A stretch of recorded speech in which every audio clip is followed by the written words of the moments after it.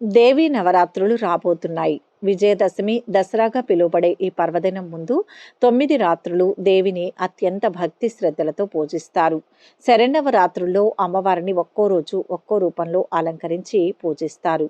తొలి 3 రోజులు పార్వతిగా, తర్వాతి 3 రోజులు లక్ష్మిగా, చివరి 3 రోజులు సరస్వతిగా ఆరాధిస్తారు. మరి నవరాత్రులు 9 ప్రసాదాల గురించి మరిన్ని విషయాలు ఈ వీడియోలో తెలుసుకుందాం. అంతకంటే ముందు మీరు మొదటిసారి మా ఛానల్ను కనుక చూస్తున్నట్లయితే వెంటనే సబ్స్క్రైబ్ చేసుకోండి. అలాగే ఎప్పటికప్పుడు మేము పెట్టే లేటెస్ట్ వీడియోల కోసం పక్కనే ఉన్న బెల్ సింబల్ను క్లిక్ చేయండి. ఇలా చేస్తే మేము ఎప్పుడు కొత్త వీడియోలు పెట్టినా మీకు నోటిఫికేషన్ ద్వారా వస్తుంది. ఇక విషయంలోకి వెళ్తే, హిందువుల ప్రధాన పండుగలలో విజయదశమి ఒకటి. దేశవ్యాప్తంగా ఈ పండుగను ఎంతో ఘనంగా జరుపుకుంటారు. నవరాత్రుల్లో దేవిని పూజిస్తే 10 జన్మల పాపాలు తొలగిపోతాయని ప్రగాఢ నమ్మకం. ఈ 9 రోజుల్లో అమ్మవారిని 9 రూపాల్లో పూజిస్తూ ఉంటారు. లోక కళ్యాణం కోసం అమ్మవారు ఒక్కో రోజు ఒక్కో రూపాన్ని ధరించింది. అందువలన అలా అమ్మవారు అవతరించిన రోజున ఆ రూపంతో అమ్మవారిని అలంకరించి ఆ నామంతో ఆరాధిస్తూ ఉంటారు. అలా అమ్మవారు బాలా త్రిపుర సుందరి, గాయత్రి, అన్నపూర్ణ మొదలైన రూపాలతో దర్శనమిస్తూ ఉంటుంది. ఇలా ఈ నవరాత్రుల సమయంలో ఒక్కో అమ్మవారిని ఆరాధించడం వలన ఒక్కో విశేష ఫలితం లభిస్తుందని ఆధ్యాత్మిక గ్రంథాలు చెబుతున్నాయి. మరి నవరాత్రుల్లో దర్శనమిచ్చి అమ్మవారి రూపాలేంటో తెలుసుకుందాం. తొలి రోజు శైలపుత్రి. నవరాత్రుల్లో మొదటి రోజు అమ్మవారు త్రిశూలధారిణి అయిన హిమవంతుని కుమార్తెగా శైలపుత్రిగా నంది వాహనంపై భక్తులకు దర్శనమిస్తుంది. శైలపుత్రి దేవికి పాడ్యమి రోజు విశేషంగా సమర్పించే నైవేద్యం పులగం.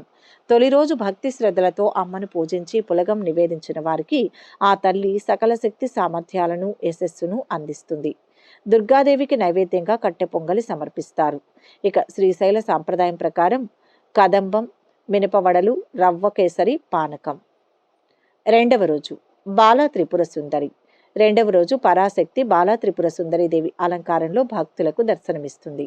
త్రిపుర సుందరి దేవి శ్రీచక్రంలోని త్రిపురాత్రయంలో మొదటి దేవత, షోడశ విద్యకు అధిష్టాన దేవత. అందుకే ఉపాసకులు త్రిపుర సుందరి దేవి అనుగ్రహం కోసం బాలార్చన చేస్తారు. అందుకే ఈ రోజున 2 నుంచి 10 ఏళ్లలోపు బాలికలను అమ్మవారి స్వరూపంగా భావించి పూజ చేస్తారు. త్రిశతి పారాయణం గావిస్తారు. మనస్సు, బుద్ధి, చిత్తం, అహంకారం త్రిపుర సుందరిదేవి అధీనంలో ఉంటాయి. సత్సంతానాన్ని అనుగ్రహిస్తుంది. అభయహస్త ముద్రతో అక్షమాల ధరించిన జగన్మాతను ఆరాధిస్తే మనోవికారాలు తొలగిపోతాయి. నైవేద్యంగా పులిహోరను సమర్పిస్తారు. మూడవ రోజు గాయత్రీదేవి. వేద స్వరూపం గాయత్రీదేవి. అన్ని మంత్రాలకు మూలశక్తి గాయత్రి మంత్రం. మూడవ రోజు ముక్త, విద్రుమ, హేమ, నీల, ధవళ వర్ణాలు కలిగిన 5 ముఖాలతో శంఖం, చక్రం, గద, అంకుశం ధరించి దర్శనమిస్తుంది. గాయత్రి ఉపాసనతో మంత్రసిద్ధి, బ్రహ్మజ్ఞానం కలుగుతాయి. గాయత్రి మంత్ర జపంతో చతుర్వేద పారాయణ ఫలితం లభిస్తుంది. ఓం భూర్భువస్వ తత్సవితుర్వరేణ్యం భర్గో దేవస్య ధీమహి ధియో యోన ప్రచోదయాత్ అనే మంత్రాన్ని జపిస్తూ అమ్మను ధ్యానించాలి. నైవేద్యంగా కొబ్బరి అన్నం, పాయసం సమర్పించుకుంటారు. 4వ రోజు లలితాదేవి. త్రిపురాత్రయంలో లలితాదేవి రెండో శక్తి. దేవి ఉపాసకులకు ముఖ్య దేవత. త్రిగుణాతీతమైన కామేశ్వర స్వరూపంలో 4వ రోజున దర్శనమిస్తుంది. లక్ష్మి, సరస్వతులు ఇరువైపులా నిలబడి వింజామరలు వీస్తుండగా శ్రీచక్ర అధిష్టాన శక్తిగా కొలువు తీరుతుంది. చెరుకు గడ, విల్లు, పాశాంకుశాలను ధరించి భక్తులకు వరాలిస్తుంది. లలితాదేవి విద్యాస్వరూపిణి. మాంగళ్య సౌభాగ్యాన్ని ప్రసాదిస్తుంది. దేవి అనుగ్రహం కోసం సువాసిని పూజ చేయాలి. సమస్త సుఖాలు ప్రసాదించే శక్తి స్వరూపిణి లలితాదేవి. నైవేద్యంగా దద్దోజనం సమర్పించుకుంటారు. 5వ రోజు సరస్వతీదేవి. శరన్నవరాత్రుల్లో మూలా నక్షత్రానికి చాలా విశిష్టత ఉంది. జగన్మాత, చదువుల తల్లి, సరస్వతి రూపంలో దర్శనమిచ్చే రోజు. బ్రహ్మ చైతన్య స్వరూపిణిగా సరస్వతీదేవిని పురాణాలు అభివర్ణించాయి. శ్వేత పద్మాన్ని ఆసనంగా అధిష్ఠించి వీణ, దండ, కమండలం, అక్షమాల ధరించి అభయముద్రతో భక్తుల అజ్ఞాన తిమిరాలను దూరం చేస్తుంది. త్రిశక్తి రూపాల్లో సరస్వతి 3వ శక్తి రూపం. సంగీత సాహిత్యాలకు అధిష్టాన దేవత. ఈ తల్లిని ఆరాధించడం వల్ల బుద్ధి వికాసం, విద్యా లాభం కలుగుతాయి. నైవేద్యంగా పరమాన్నం, అల్లం గారెలు సమర్పిస్తారు. 6వ రోజు అమ్మవారిని అన్నపూర్ణాదేవిగా అలంకరిస్తారు. ప్రాణికోటికి జీవనాధారం అన్నం. అందుకే అన్నం పరబ్రహ్మ స్వరూపం అంటారు. సాక్షాత్తు పరమేశ్వరుడికే భిక్ష పెట్టిన దేవత అన్నపూర్ణాదేవి. ఈ తల్లిని ధ్యానిస్తే ధనధాన్య వృద్ధి, ఐశ్వర్య సిద్ధి కలుగుతాయి. అన్నపూర్ణాదేవి ధరించిన రసపాత్ర అక్షయ శుభాలను అందిస్తుంది. అన్నపూర్ణాదేవి అలంకారంలో భక్తులను అనుగ్రహించే పరాశక్తికి మినపగారెలు, మొక్కజొన్న వడలు కూడా నైవేద్యం పెడతారు. 7వ రోజు మహాలక్ష్మి 2 చేతులతో మాలలను ధరించి అభయ వరద హస్తముద్రలను ప్రదర్శిస్తూ గజరాజును సేవిస్తుండగా శ్రీ మహాలక్ష్మి రూపంలో అమ్మవారు దర్శనమిస్తారు. మహాలక్ష్మి సర్వమంగళకారిణి, ఐశ్వర్యప్రదాయిని. అష్టలక్ష్ముల సమిష్టి రూపమే మహాలక్ష్మి. డోలాసురుడు అనే రాక్షసుణ్ణి వధించింది. శక్తిత్రయంలో మధ్యశక్తి మహాలక్ష్మిని ఉపాసిస్తే ఫలితాలు త్వరితంగా కలుగుతాయి. యాదేవి సర్వభూతేషు లక్ష్మీ రూపేణ సంస్థిత అంటే అన్ని జీవుల్లోనూ ఉండే లక్ష్మీ స్వరూపం దుర్గాదేవని చండీ సప్తసతి చెబుతోంది.